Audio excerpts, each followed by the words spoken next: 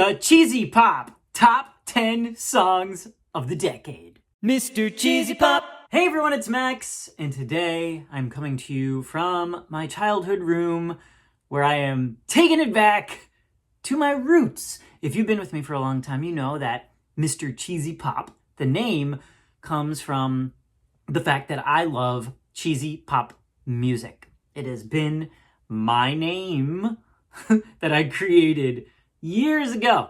Made this name when I was like a kid or teenager. I don't know exactly when I made the name, but the origin is because I love pop music.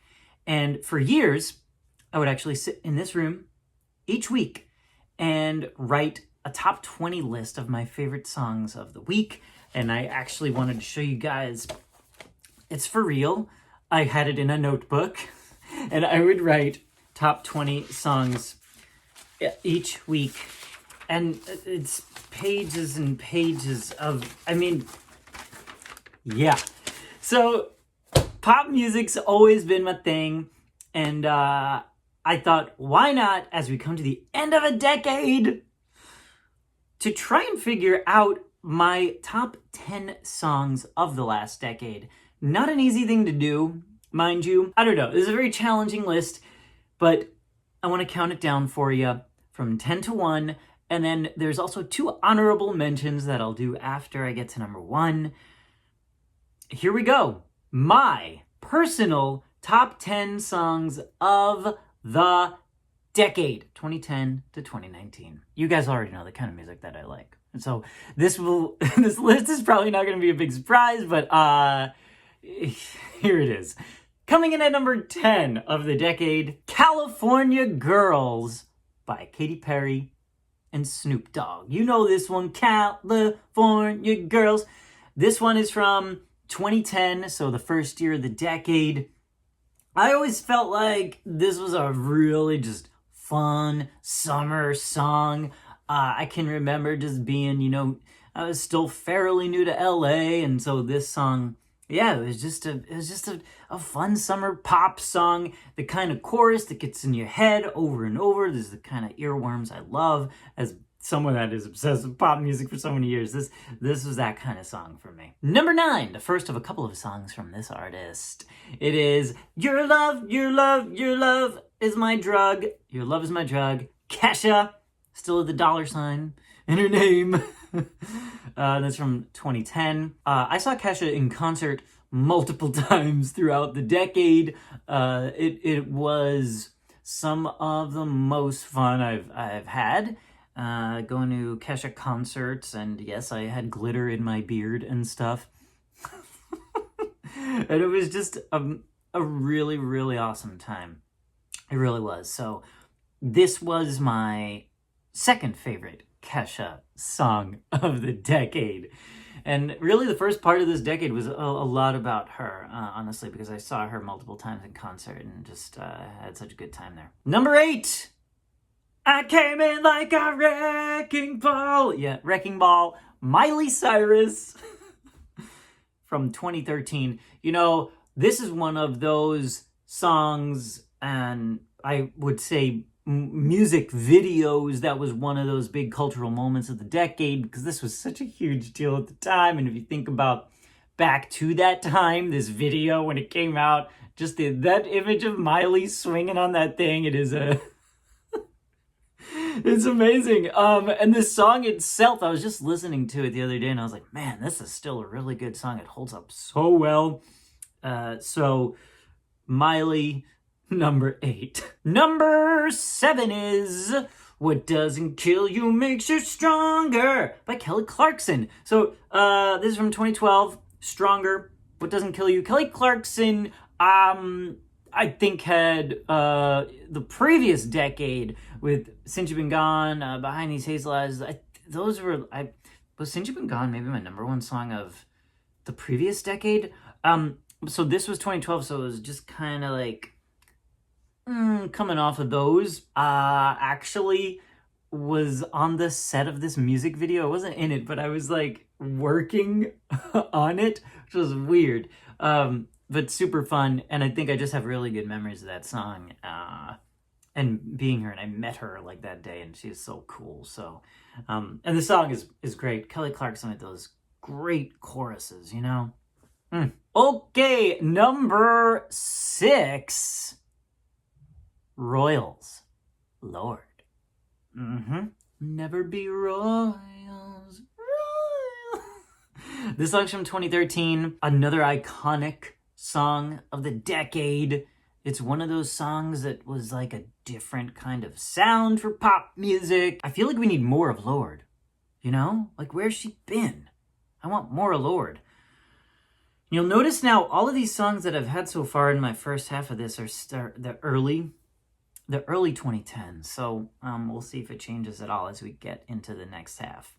So number 5, Call Me Maybe, Carly Rae Jepsen. Yes. No, we're still stuck in the early part of the decade in 2012. Carly Rae Jepsen. Is this maybe the like pop chorus of the decade? You know? Hey, I just met you. If you were not singing the song in 2012, or I don't know what you were doing, because it was one of those songs where you're like, oh my gosh, if I hear that song again. But you're like, man, that is a well-written pop song. I think that is what it is. It's one of the best pop songs that has been written. That's what Carly Rae makes it onto my top 5 of the decade. Speaking of well-written pop songs, number 4, Shake It Off, Shake It Off. I know you guys were like, where's Taylor Swift on this list? What's going on, Max? Number 4, Shake It Off, Taylor Swift, 2014. Talk about well-written pop songs. And songs that still get you going. I know that whenever I hear this song, see this song performed somewhere, it is just one of those songs that I am obsessed with every time. Put you in such a good mood, and it makes you just want to like jump around and right. I did a cover of this song even, so you know that I was really feeling it. This was. I don't know, I feel like the beginning of the 1989 era, so it kind of signaled the full shift to pop Taylor, and it was just, what a way to kick it off, and I still love this song to this day. Number 3, we're going to stay with our fave, and we're going to go to the single that came after this one, Blank Space, Taylor Swift, 2014. Why'd I put this ahead of Shake It Off? This is a tricky one. I actually was like, do I put it here or here? Which one do I like better? And I don't even know if it was that I like one better than the other. It was like, what song would I put on right now if you told me to choose between the two? And I would probably choose Blank Space over Shake It Off, because I think Shake It Off, you gotta be in a certain mood, and think Blank Space, you're just like, boy oh boy, this is an unbelievable song. The song and the video, I just think this is Taylor at her best. 1989 is my favorite album, and so these two songs are kind of, for me, very intertwined together. Also did a parody of this one too. I covered this one. Man, remember when I did covers and stuff? Those are good times. Right? She shot the music video on Long Island, where I am filming this video from. Yeah, the mansion on it's on Long Island, which is so crazy. I actually went and saw it because it's so cool. I just think Taylor at her best is this song and video, and the whole era was just incredible. The thing is, and my problem with making a 2010s list is that it literally could be all Taylor Swift. As you guys know, I have a thing for her. But I couldn't do that. I needed to expand beyond just Taylor, but I think Blank Space, yeah. Okay, we're up to number 2. And number 2, we're going to leave Taylor and we're going to go back to Kesha with Tick tock on the clock, but the party don't stop. No, Tik Tok, Kesha, 2010. Again, early part of the decade. It seems that's where my heart lies in terms of the music, which is very interesting. But Tik Tok was the song, I would say, that was at every party and like anywhere you went. This was that song. I don't even know if we have that many songs like that anymore, which is really sad. There's some, but like a Tik Tok comes along every once, 5 years or so. I don't think there's songs that, I don't know. Tik Tok, of course, Kesha's, big breakthrough song. And for me, just being at her concerts again, like I was saying before, it is just, it represented a really good time for me. I just love her. And I think this song is just ridiculous and so much fun. And it's one of those, just, again, music, it's like those cultural phenomenons. And that tends to rise to the top, at least for me, because I love pop music and pop culture. So, which leads us to number 1. What is my favorite song of the decade? You probably know who it's from, but you probably don't know the song. So, number 1, decade. I knew you were trouble when you walked in. Taylor Swift, 2012. I Knew You Were Trouble from the Red album. Why this song, Max? Why I Knew You Were Trouble? This song was like the song where I was like, oh, she's gonna be a big pop star. Oh my gosh.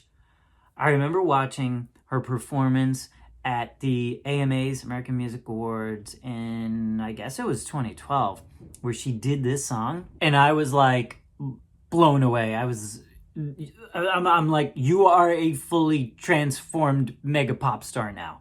There's no going back. That's it. This song, written by Max Martin, who has written a million of my favorite songs ever, has shaped years of pop music history. This was, I don't know, for me, a blending of the Taylor and the Max Martin, and it was just like, and you also had the trouble, with the goat meme, whatever, in the early days of those sort of things, right? That video of the goat, right? I love this song. To this day, this is always the song that I return to when I want to hear a Taylor Swift song to pick me up and get me going, dance around like a crazy person. This is the song. Is it the perfect song? Does it have extra like deep meaning? Because a lot of her songs are, much deeper than this one. No, but this is my favorite Taylor song ever, and my favorite song of the decade. So there you go, my top 10 of the 2010s. It took me a while to figure this list out. I was like, I don't even know if I can make this list, but I did, and now I have 2 honorable mentions I want to talk about. One is a song that this list, now let me just tell you how I came up with this list. These are songs that have been released as singles, okay? On the pop charts. Let's just say that. So the first honorable mention I want to talk about, I didn't know how to classify this song. I think this song is the most iconic song of the decade for me and fans of a certain genre, and it's Let It Go from Frozen, Idina Menzel, obviously. Let It Go. I just didn't know where to put this. I didn't think it belonged on like this sort of list, so I just wanted to talk about it now. This song, more than any other song of the decade, probably was, I feel like, the biggest cultural phenomenon, because everyone knows this song, and every parent got sick of this song. But there aren't many songs that get to a level where it gets backlash because it's like too good, too popular, but this did it. So I really wanted to mention Let It Go. I think it really is the best Disney song of the decade, so there's that. And then the other honorable mention I wanted to do was a song that was never released as a single, so it was only on an album, but has kind of become, I think, perhaps Taylor's best song, okay? And it's All Too Well, Taylor Swift, 2012 on the Red Album. And I think this song probably has my favorite lyrics of any song of the decade, possibly. And I think if you talk to hardcore Taylor fans, I think All Too Well would come up as maybe their favorite song. So, okay, hardcore Taylor fans, what do you think? All Too Well? This is why I couldn't put it on the list, because it wasn't ever released as a single, but, you know, I think it really had my favorite lyrics. You call me up again just to break me like a promise. So casually cruel in the name of being honest. Like, how do you do this, Taylor? That lyric in particular, and 'cause there we are again in the middle of the night.